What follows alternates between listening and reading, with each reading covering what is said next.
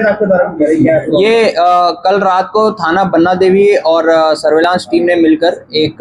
Checking अभियान चलाया जा रहा था। हमें सूचना मिली थी कि कुछ संदिग्ध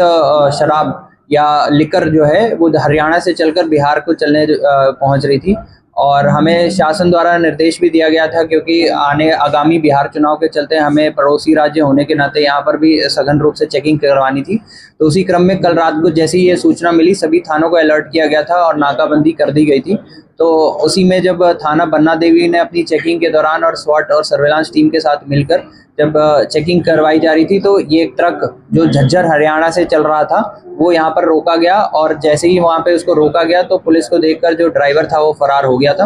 और जब जो है ट्रक की तलाशी ली गई तो इसमें कुछ 337 पेटी 387 पेटी जो शराब की थी, जिसमें 7 अलग अलग ब्रांड है, उसकी पेटी यहाँ से उस ट्रक से बरामद हुई। हमने इसमें जब ढूंढा, और क्योंकि ड्राइवर भी फरार हो गया था, और जब हमने इसमें ट्रक में ढूंढा तो किसी भी तरह का कोई लीगल डॉक्यूमेंट शराब को जो एक्सप्लेन कर सकता था वो नहीं मिला। तो इस क्रम में जब तलाशी ली गई और जब जांच की गई तो इसी क्रम में थाना बन्ना देवी पर सुसंगत धाराओं में अभियोग भी पंजीकृत कराया गया है, और इसमें जो चोर है, जो ड्राइवर था, उसकी तलाश की जा रही है और अग्रिम जांच भी की जा रही है विस्तृत रूप से, कि पूरे नेटवर्क का और इस पूरे गैंग का भांडाफोड़ किया जा सके। सर जी, ये शराब ये लगभग जो हमारे अनुमानित कीमत है वो 25 से 30 लाख बताई जा रही है,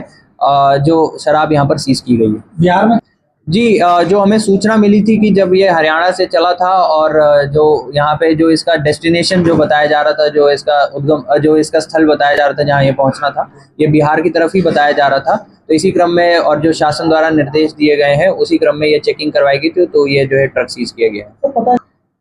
इसमें पहले तो मुख्य रूप से जो हमें सूचना थी वही हमारा सबसे बड़ा जो शक का जो आधार था वो ये था, और दूसरी चीज जो हमने ट्रक के नंबर पे जो पेंडिंग चालान निकाले वो चालान सारे बिहार के ही निकल के आए हैं। तो ये ट्रक संभवतः पहले भी हो सकता है अन्य किन्हीं मार्गों से वहां पर बिहार की तरफ पहुंचा है और बिहार में गया है, और क्योंकि वहीं के चालान इसके ऊपर पेंडिंग है, तो इस आधार पर जो हमारी सूचना थी उसकी हमने पुष्टि की थी।